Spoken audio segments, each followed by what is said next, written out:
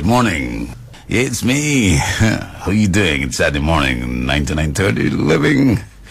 Yeah, we here, and today we're talking about, are you born gay?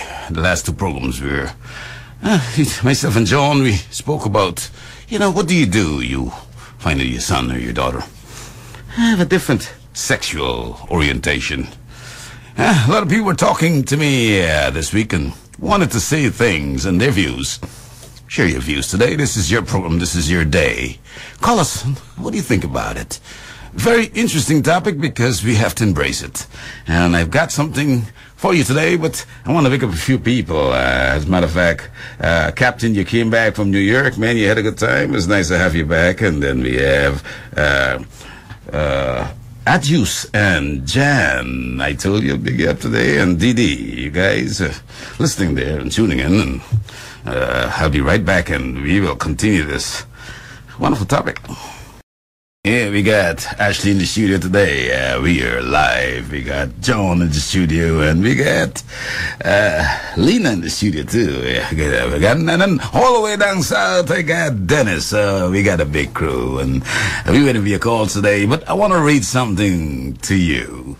Until a few years ago, sexual orientation used to be called sexual preference. Obviously, the two terms denote significant differences in the manner by which sexual or sexuality develops. A preference is something that is chosen, whereas orientation is merely something that defines us. The differences are potentially important regarding how the law applies to those who are gay. If homosexuality is not chosen, but actually it is a biological determined characteristic over which we have no choice, then laws should not treat gays and straights differently, since homosexuality would be equivalent to one's race, over which we have no control. Interesting, isn't it? So, are you born gay? There's so many studies out there, and some would go for it, but I like the studies that compare monozygous or monozygotic twins, where they have a 52% similar sexual orientation, actually, if I may correct myself properly. But so it means that if you have identical twins, there's a 52% chance that they will have the same sexual orientation. There have to be some type of genetic thing there. And if they're fraternal, meaning that the twins look different and they may just be like two siblings, they have a 22% chance of having the same sexual orientation. So there have to be some type of genetic predisposition. And today we want to encourage you teachers out there, you have children in your classroom that seem to have a different orientation. How should a teacher respond to these children? How should the children respond to these children? Mom and dad, how do you respond to your child who would have a different sexual orientation, but their heart, the kidneys, the liver, the entire organ system, and just how it just works just like us? The same blood flow through their veins, and the only difference is the brain may perceive certain things differently. Very interesting topic. You call us and let us know. And as a matter of fact, John, good morning. Good morning. What's up? Yeah, Lena, good morning. Hi. Good And morning. Ashley, good morning. She's busy doing some type of drawing over there. But I'll come back, and don't forget, 434. 1771 441790 441791. Call us. What are your thoughts? We're here to talk to you. Yeah, that's Contagious. Tyrus Riley. That's a nice piece of reggae beat there. I've got a little bit of everything in me. Reggae, a little bit of pop, a little bit of, rhythm and blue. I gave you all of that on Saturday mornings, man. I spoke to some, I want to big up those nice 6 formers actually in Commonwealth School. I spoke to them actually, give a little talk and was guiding them into their choice whether they want to choose medicine and so forth this week. And I asked them if they listened to this program, and they said, yeah, we do, as a matter of fact. And these are just like 16, 17-year-old kids. Yes, I got to keep everybody satisfied. We got a call there. Hello, good morning, on the air. Yes, good morning, Mr. Sparman. Good morning. Speaking about homosexual, Yeah, that's the right word to use. yes, that's the perfect word. Okay. What are your thoughts? It's a sin, abomination in the sight of God. Because the Bible says God made man for woman and woman for man. And here in Leviticus 20 verse 13 says, if a man also love with mankind as he loves with a woman, both of them have committed an abomination. They shall surely be put to death. Their blood shall be upon them. So it's a sin in the sight of God. What might be right for them is not right in the sight of God. Yeah, your point is well taken. Let me ask you a question. Whoever is listening to me, like going that long, I hope them read Leviticus 20 verse 13 and hear what it says. Yeah. No, don't go there. I want to ask you a question. Yeah. What would you do if your child, when 16 or so, came to you and said, Mommy, I just feel it. I like boys. I just don't like girls. What would you do? I'm gonna think about that. I will put him to sit down. I will say, son, you is not going down the right line. That is not a good thing for you to do. If they come and tell me he like a girl, although he young, I will still say that he is too young. But I want to advise him to go down that road, because I got many parents, when the children go to them, some of them be vexed, and then they just tell you, you're still my son, I love you, and whatever you do, I agree. But once the father and mother telling the child, whatever you do, I agree, that making the child feel like they doing what is right. So, but your point is well taken. Remember, I'm being very objective here. I'm just saying that we should embrace. Yes, we should still love them. You still love them because they're our children. We pray for them. But what I'm trying to say, two wrongs cannot make a right. I mean, I ain't crying down who doing what they gotta do, but in my opinion, it is not right. I will never like a girl, and I don't advise people to like men, because after all, later on down, their body is going to break down, because their body they made for that. Right. So in other words, from a spiritual point of view, you feel that you could have deliverance from this. I would assume. Say that again. From a spiritual point of view, and if you find that for some reason at 21 you are more attracted to the same sex, you can be delivered from that from a spiritual point of view. Yes, you can deliver from that. Good. God does forgive all manner of sin, but the only sin that He don't forgive is when you blaspheme the Holy Spirit. When you get against the Lord, He will forgive any manner of sin. But if you keep doing it over and over all the time, later on His Spirit will go away from you. Man, your thoughts are very well taken. Thank you for calling so much. And it's a very interesting topic, and people have various views. And I thank you this morning for calling. Keep listening, okay? Okay, thank you. Yeah, yeah. So, yes, it's a beautiful thing to think about. But the thing is, we're black, we're white, we're Indians, we're Asians, all of these people. But we have to love each other and embrace each other. I'm just saying the reality is it will happen. It'll happen today, tomorrow. It happened yesterday. What do you do?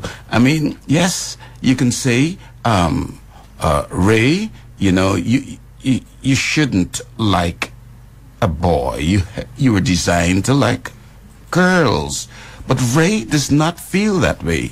How do you feel when people are forced to get married and they have no interest in their wives, and then you find out that they're having a relationship with a same-sex partner during that matrimonial type of period? Does that make any sense?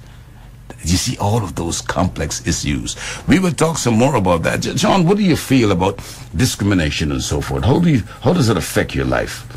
Discrimination in Barbados is a very, very, very high and very not cool at all. I would say that, because still on the streets, and maybe you see some feminine boys or whatever, or gay people like myself, and you see them like walk around thing, and what has me that younger boys now are girls, because girls are the girls are more accepted than a guy. Why is that? Well, why is it that? Because a normal man feels that two women in the bed is the hardest thing out. Oh, I say. So in other words, you think the society accepts female gay relationship much more than males? Correct. And the reason is because it's cool for females to be together. Yeah. Interesting. But, yeah, go ahead. But when it comes to men or men, it's something to the up in my neighborhood where I live. I get a fit. When I say fit, I get torment because what I am. Does that affect your daily living? To me, really, I don't. They could talk with their mouth. I say this all the time. They could talk with their mouth, and once they don't touch me, I'm very happy. Yeah. Because small words like that will not get to me. Well, you think that would affect you in any way because people have a tendency of marginating away from you or so forth if they don't believe or feel the same way you feel? Would that affect your progression in school and those types? Do you think it would have had effect on what you want to do in life and what you think to be? No, but it won't affect me. But certain people aren't built for that. Some people just cannot handle it. So, like, if you look in the States, not more than suicidal kids overseas are gay, and many can't just. That's what I'm more drawn to, or cut the South. So, you see that's a serious stuff. I mean, because many come from more love like home, they don't get it because they get rejected, they get put out, they don't know what to do. And then for them to be supported, or whatever, they go on the streets, as people say. And then they start taking, then they can't handle, then some of them will end up with HIV. Kind of stuff like that, and taking drugs just to deal with the situation and all of that. Because certain people can't handle stress. I want a teacher to call. You got a teacher out there, one of you teachers of the secondary schools or even primary schools. Call us and share. I want to hear from you. Call us and let's know what are your thoughts about this stuff. I mean, I come out of my living room. I'm getting up at 9 o'clock, and I coming outside, and my son is in the living room, and he's got a friend over, and he's holding hands with his male friend. I mean, yes, it's a very different situation. A lot of emotional changes will occur right there. I mean, if that happened to something like me, what do you do? I mean, but it's reality of life, and we have to learn to embrace each other, no matter how different we are. And I'm not saying that we have to think and to feel the same way, but there must be a way that we can have a common ground. I want somebody out there, one of the teachers, call us. You got somebody in line? You're in the air. Good morning. Morning. Good morning, Mr. Sparman. Yes, how are you? I'm fine, thank you. Thank you for calling. What's on your mind today? Yes, please. Can I feed a question to your guest? Yes, please do. Please do. Yeah, I want to know if he was born that way or what made him like boy. Okay. Or, that's some people just because the friends doing it, them is doing it just to get like money. I want to know his feedback on it. What made him so, if he was born that way or if he just, follow his friends. Okay, good. Thank you. Thank you. Good, John, take it over, John. What do you say? I was said I was born that way. That was me from the beginning. Friends, as I said before, since I was 5'6", I know many was wrong, but I just had this feeling like I just won the lottery, or I was said just get a whole ball of candy. That's how I felt. So I really developed my feelings and really act on it when I was like 14, 15, right? When I was 14, 15, and I really knew that because it was my first kiss with a boy. And from since then, I never had attraction to a girl. I'll be honest, I never had attraction to a girl. I've never had people will say, erection, right? I never had erection to a girl, but if a guy or a boy passed me, everything just sparked. Yeah, so you see, this is the thing I spoke about earlier, a couple of Saturdays ago. What do you do? I mean, you're supposed to have a certain type of feeling, goosebumps and all these, your stomach and the ear moving around your stomach and stuff. When a nice lady passed by, you find that she's just, nothing happens. But the guy passed by, you feel like if you're going bananas. What do you do, and vice versa? We got somebody else in the air. Good morning. Good morning. You're in the air. Blessed morning. Morning, ma'am. How are you? Is it true that when was born, their house, female glands, female hormones, and male hormones? Right. Is it true then, as I hear, that if you have more male hormones, if I'm pronouncing it right? Yeah, hormones. You did right. than female that you're more happen to go to be a homosexual. Oh, well, that's interesting. You're well read. Yes, there's an entity like that. I mean, we have a balance of forces, and life in itself is a balance of forces actually. And you have, yes, estrogen, female hormones, and androgens, male hormones in your body. Everybody's got some of that. Females will have more estrogen than androgens and male hormones, and males would have generally more androgens and estrogen.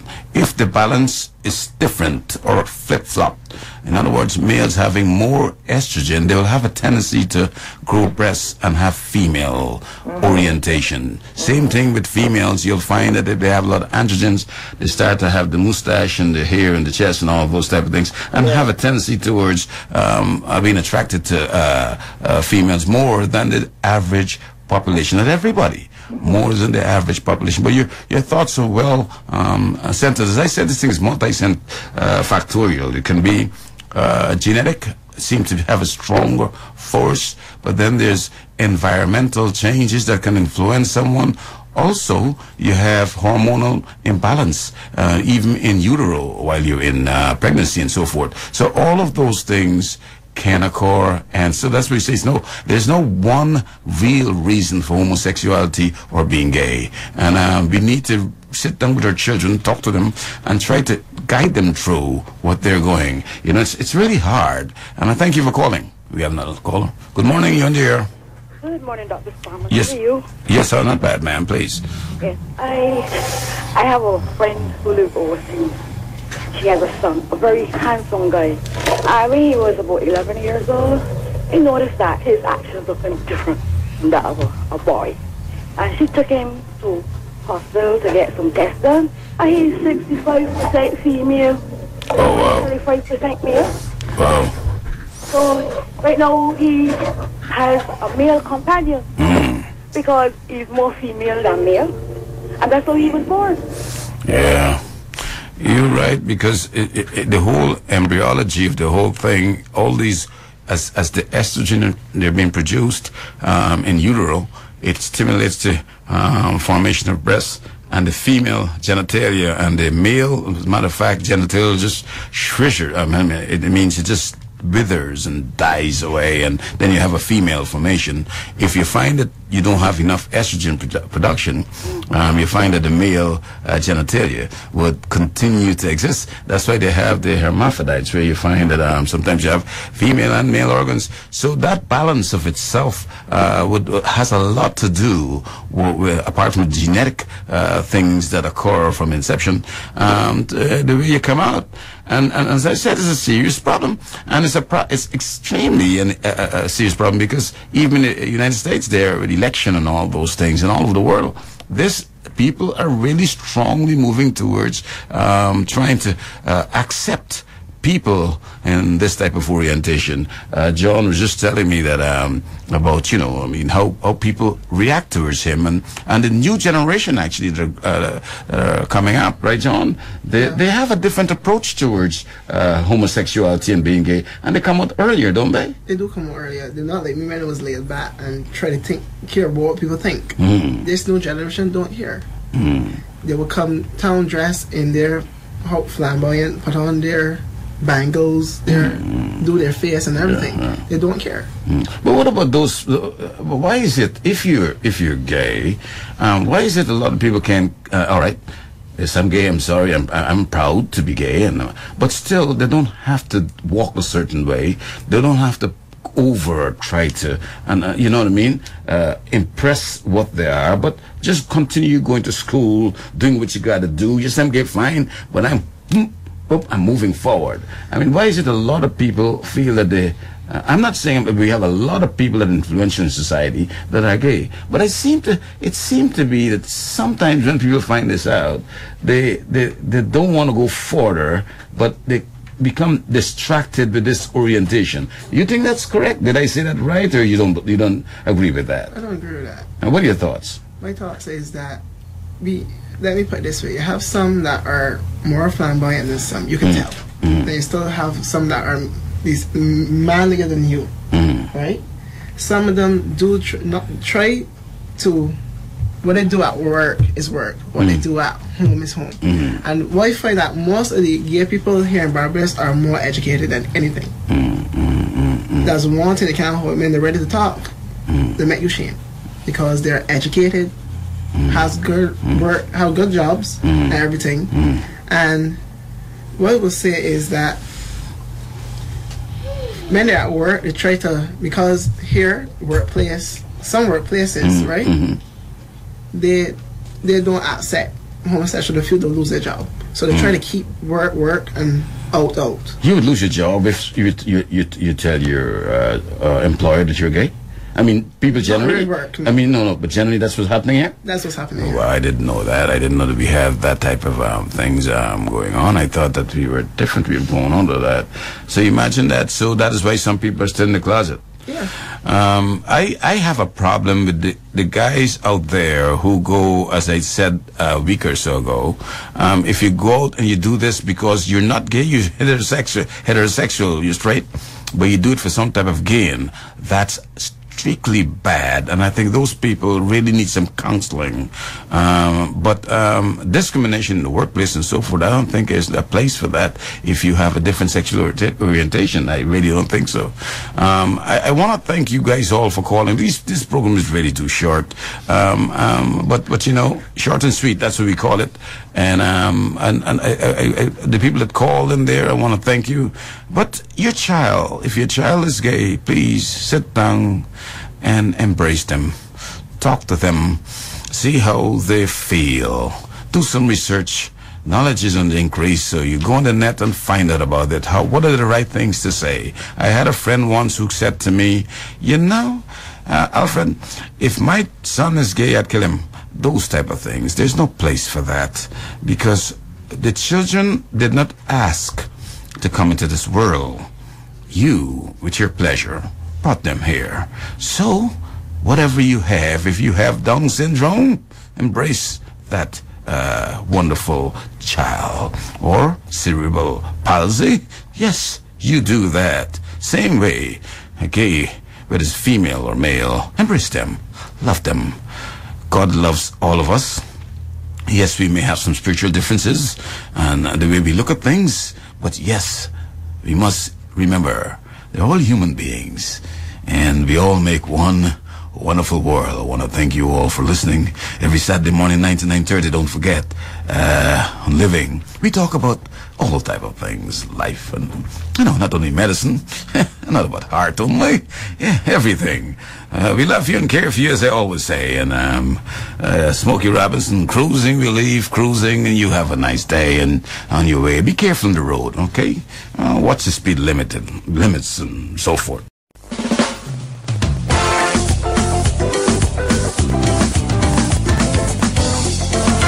Boys on Barbados.